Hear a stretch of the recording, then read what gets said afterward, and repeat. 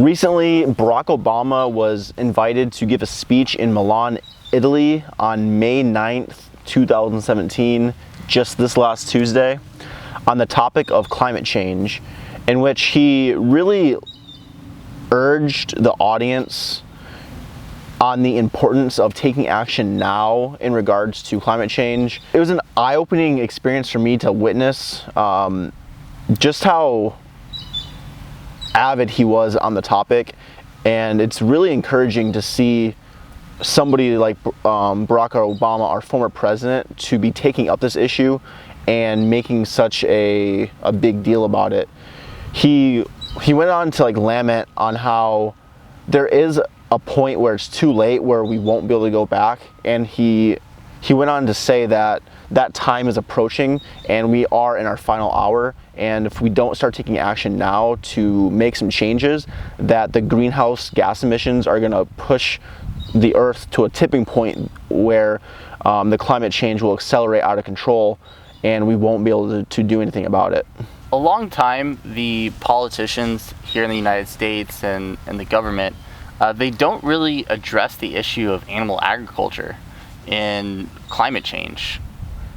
The animal agriculture sector is one of the leading contributors of global warming, and there's barely any mention of it at all. I was very proud that Barack Obama, in this address, that he actually addressed the issue and he brought up the topic, which a lot of politicians are too scared to bring up because the animal agriculture lobby is so strong. Historically, Democrats and Republicans have protected the animal agriculture lobby. There's a lot of animal agriculture in every state, he was saying, and the Democrats and Republicans usually protect the interests of the big animal agriculture business because their strength and power is so large. So it was really cool for him just saying that out loud and bringing that to people's attention. To add to that, I think it's also challenging because food hits so close to home for so many people.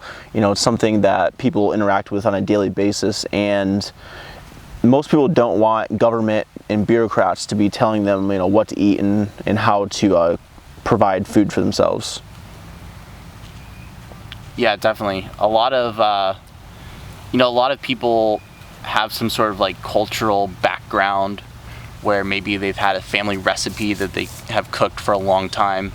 So whenever people say don't eat meat to reduce climate change or to reduce it, a lot of people have definitely a lot of resistance to that kind of change. And something else that Barack goes into is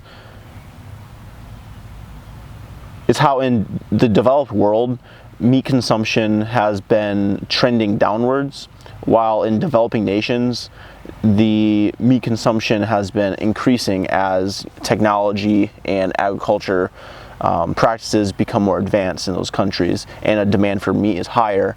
So I think this creates a lot of opportunity for people to create alternatives and kind of guide that growing demand towards more products that are more sustainable and more efficient, that require less resources to be made. The more and more that everyone becomes aware of the animal agriculture's role in global warming, then the more and more opportunity there is to make a lot of money through selling meat alternatives. So, as Barack was saying, this is definitely the time to be thinking about producing more meat alternatives for people to consume, as people are looking to go more and more plant-based. Obama goes on to say how the changing climate has already started to impact food production, and practice that we've been using over the last century has consistently been producing less and less yields of food, and as a result, food prices have been rising.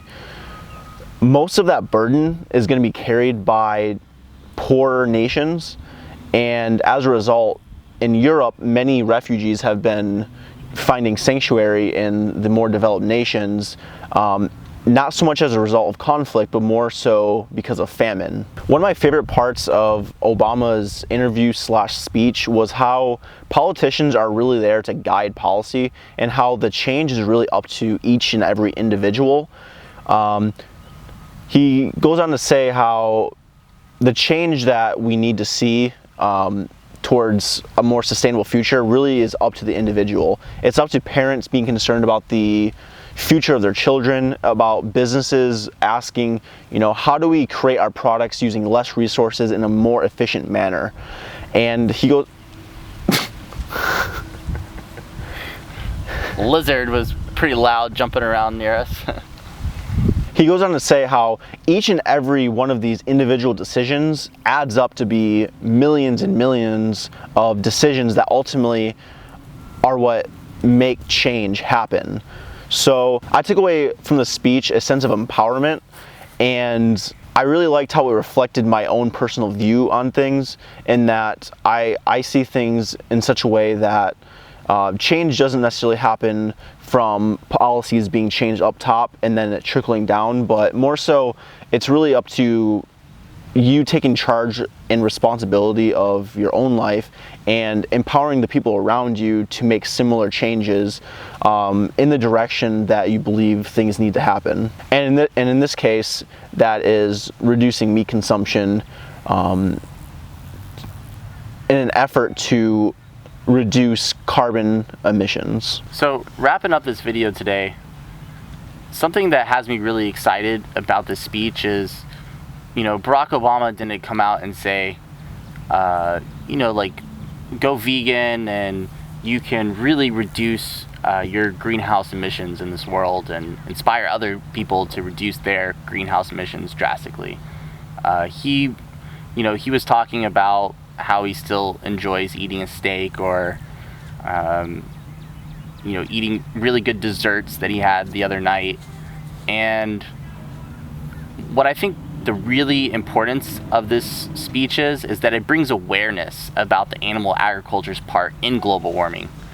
So this really kind of leads the way and discussion to make this issue more into the light of everyone's awareness.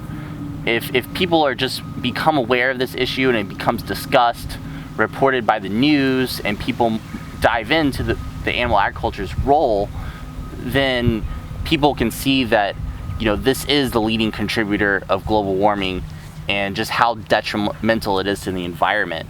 And more effort towards making more meat alternatives, having healthier options at schools. There's just so many different things that can be driven by policy around this issue that I think is now going to start being brought to the public's attention. So I think this is a huge victory for planet Earth. Yeah, for planet Earth and for everyone that lives here. So as always, guys, we are doing these videos for the animals, the planet, and our health. Vegan.